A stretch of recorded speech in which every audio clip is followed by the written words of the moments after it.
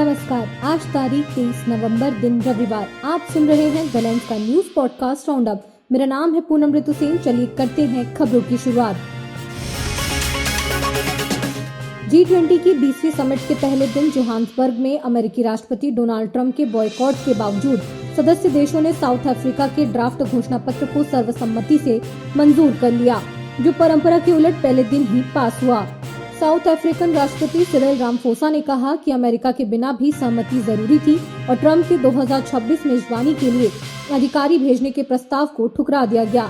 Ramaphosa ने परंपरा तोड़ते हुए अमेरिका की खाली कुर्सी को औपचारिक रूप से अगली अध्यक्षता सौंपी। दूसरी परंपरा टूटने से घोषणा पत्र अंतिम सत्र की बजाय पहले ही जारी हो गया। पीएम मोदी ने रामाफोसा के साथ द्विपक्षीय बैठक में trade, technology, AI, skill development और रेयर अर्थ मेटल्स पर सहयोग बढ़ाने पर चर्चा की और सफल अध्यक्षता के लिए बधाई दी। अफ्रीका में हुई यह पहली G20 समिट ऐतिहासिक मानी जा रही है। 10 नवंबर दिल्ली कार ब्लास्ट केस में एनआईए को पता चला है कि सुसाइडर बॉम्बर डॉक्टर उमर और डॉक्टर मुजम्मिल के बीच जमात से आए 40 लाख रुपए के बंटवारे व खर्च को लेकर तीखा झगड़ा हुआ था, जिसका इस्तेमाल विस्फोटक सामग्री खरीदने में हुआ। हर आतंकी का अलग हैंडलर था और मल्टीलेयर चेन में प्लानिंग की गई थी, जिसमें सीनियर हैंडलर इब्राहिम सबसे ऊपर था। शनिवार को फरीदाबाद में 4 थाना क्षेत्रों में बड़े सर्च ऑपरेशन के साथ श्रीनगर से इलेक्ट्रीशियन तुफैल नियाज भट्ट को AK-47 खरीदने के आरोप में गिरफ्तार किया गया, जो ब्लास्ट से 2 दिन पहले अनंतनाग के डॉक्टर अदील के लॉकर से बरामद हुई थी। अल फलाह यूनिवर्सिटी से जुड़े मामले के बाद 26 से ज्यादा राज्यों के परिजन कैंपस पहुंचे और मान्यता को लेकर चिंता जताई, जबकि क्लासेस सामान्य रूप से संचालित हैं। भारतीय महिला क्रिकेटर स्मृति मंधाना और म्यूजिक डायरेक्टर पलाश मुच्छल की आज सांगली में होने वाली शादी अचानक टल गई है। स्मृति के पिता श्रीनिवास मंधाना की तबीयत अचानक बिगड़ने के कारण समारोह स्थगित कर दिया गया। उन्हें सांगली के निजी अस्पताल में भर्ती कराया गया है और उनकी हालत स्थिर बताई जा रही है। आपको बता दें कि शनिवार रात मेहंदी संगीत हुआ था, जिसमें स्मृति ने पलाश के लिए खास डांस परफॉर्मेंस दी थी, जिसका वीडियो सोशल मीडिया पर खूब वायरल हुआ।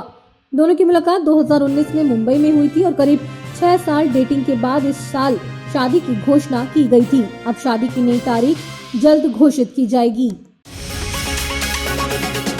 भारतीय शटलर लक्ष्य सेन ने सिडनी में रविवार को ऑस्ट्रेलियन ओपन सुपर 50 का खिताब जीत लिया। फाइनल में उन्होंने जापान के यूशी तनाका को एक तरफा मुकाबले में मात्र 38 मिनट में हराया। 24 साल के अल्मोड़ा निवासी लक्ष्य ने पेरिस ओलंपिक में चौथा स्थान आने के बाद खराब फॉर्म को पीछे छोड़ते हुए शानदार वापसी की। सेमीफाइनल में चीनी ताइपे के चौ तिएन चेन को हराने के बाद वे फाइनल में भी उन्होंने बेहतरीन कंट्रोल, सटीक प्लेसमेंट और आक्रामक स्मैश से तनाका को कोई मौका नहीं दिया। जीत के बाद कानों पर उंगलियां रखकर उन्होंने अपना सिग्नेचर सेलिब्रेशन किया। यह उनकी करियर की चौथी सुपर 500 ट्रॉफी है। फ्रांसीसी नौसेना ने पाकिस्तानी पत्रकार हामिद मीर की उस रिपोर्ट को पूरी तरह फर्जी बताया, जिसमें दावा किया गया था कि ऑपरेशन सिंदूर में भारतीय राफेल जेट गिराया गया।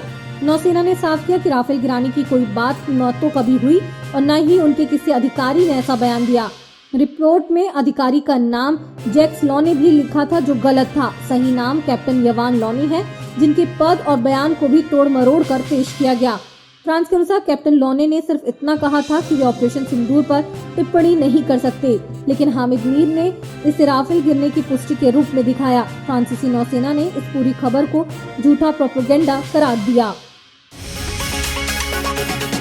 इधर छत्तीसगढ़ में आज सुबह शराब घोटाला और डीएम घोटाले की जांच में एसीबी ईओडब्ल्यू ने एक साथ 18 से 20 ठिकानों पर बड़ी रेड की। रायपुर, बिलासपुर, दुर्ग, जगदलपुर, अंबिकापुर, कोंडागांव समेत कई शहरों में ये कार्रवाई चल रही है। मुख्य आरोपियों में पूर्व आबकारी आयुक्त निरंजन दास, कारोबारी हरपाल सिंह अरोरा, अशोक टुटेजा, डॉक्टर तनवीर अहमद और अमित अग्रवाल के घर दफ्तरों पर दस्तावेज व डिजिटल साक्ष्य जब्त किए जा रहे हैं। अब तक किसी की गिरफ्तारी नहीं हुई है, लेकिन करोड़ों के गबन के इन दोनों मामलों में ये राज्य की अब तक की सबसे बड़ी एक साथ रेड मानी जा रही है। कार्रवाई अभी भी जारी है और कई बड़े नाम सामने आने की संभावना है। और अंत में खबर जरा हटके में जानिए। एयर शो में एयरक्राफ्ट उड़ाने वाले पायलट का कैसे होता है सिलेक्शन। एयर शो में विमान उड़ाने वाले पायलट का चयन बेहद कठिन और सावधानी से होता है।